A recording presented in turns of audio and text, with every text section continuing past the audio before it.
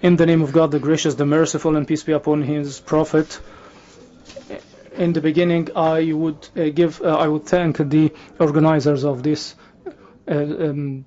austere forum, the UNDP, as organizers, and please permit me to congratulate my brothers in Egypt and the government and the citizens, and we salute the will of the Arab peoples which brought to existence the Arab Spring, and this is a democratic and people's practice. And also we praise Palestine because it's the focal issue in the Arab world. Sudan is governed by a constitution and is based on a democratic, decentralized ruling, and there is a federal system, 17 the states, and there are about 172 municipal units, and one of the results of this decentralization is thanks to the Sudan geographical and climate and political and geographical differences. We expanded participation in order to reach for the citizens.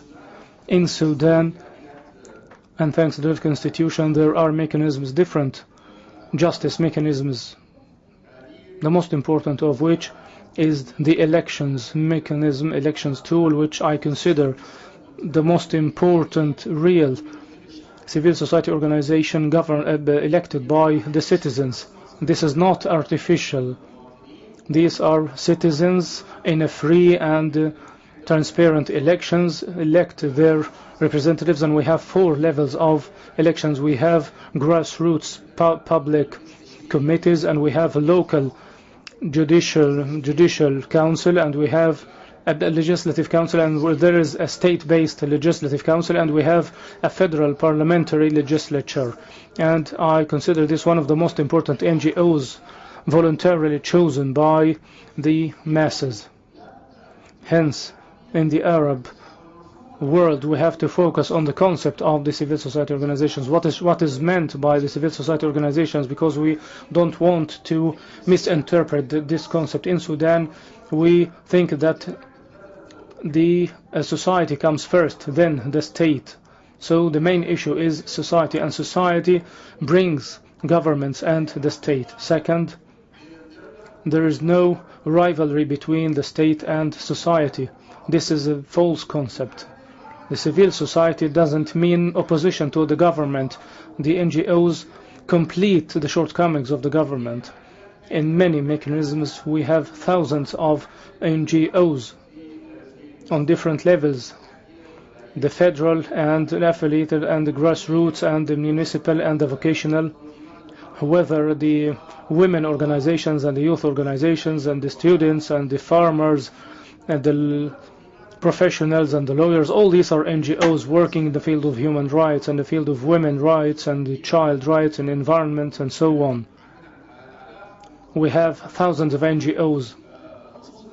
One of the articles of Constitution stipulates the right of assembly and organization, which is guaranteed by Constitution and law. Any group which provides a statute in transparency would achieve success.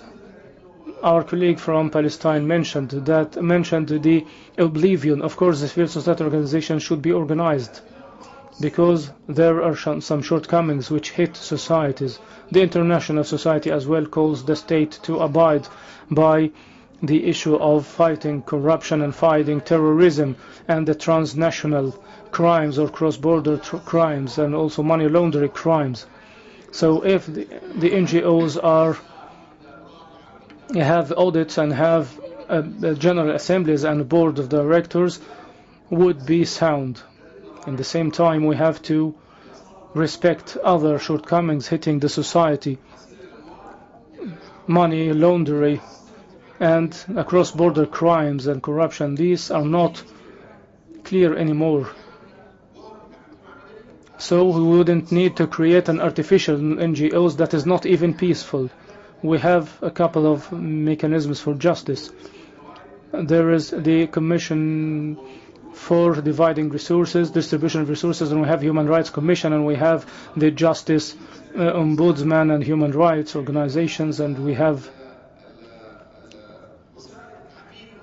different means of expression whether vocational trade unions or journalistic trade unions. In Sudan, the most important means of communication with the NGOs is the General Review Report. This report is presented to the legislatures with the presence of all the NGOs and is present to the media, whether there is corruption or illicit dealing in the public funds. This is all open and transparent. Also, the plan, the priorities and the programs are discussed on all levels of the NGOs, whether the public committee, the municipals or the governorates or the states.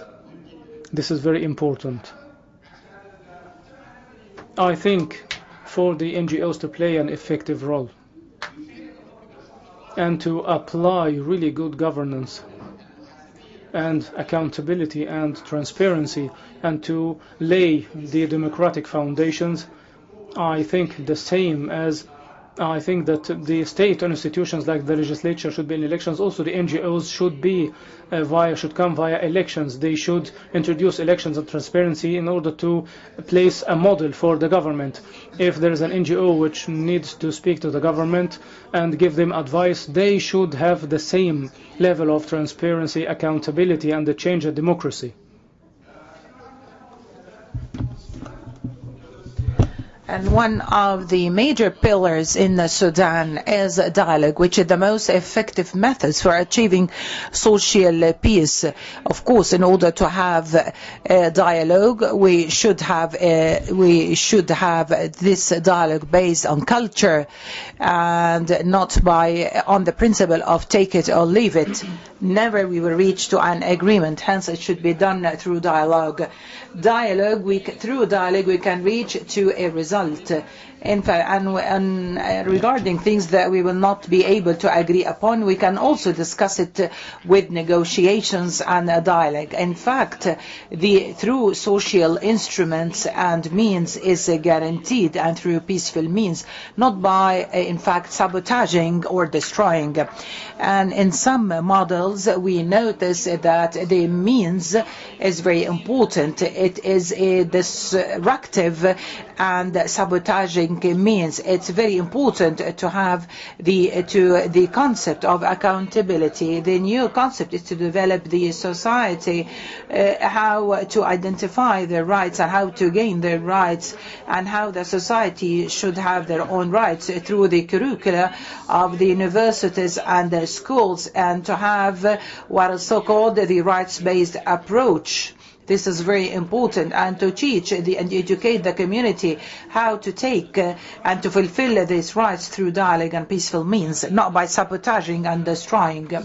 In Sudan, as I have mentioned before, the major principle and rule is that the authority is for the people and with the people in its own institutions, and the civil society in fact plays a pivotal role. It's not the role of opposing the government, but to provide advice, accountability. Also, in fact, the culture of social accountability is a new terminology. This should be entrenched. Also, the civil society in the Arab region is dealing with this new terminology, which in fact needs to be entrenched. Hence, I think,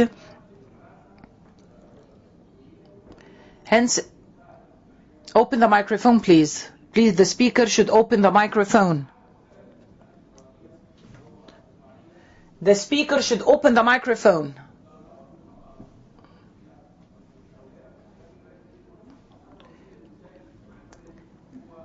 Please, the speaker should open the microphone. I can't hear the speaker.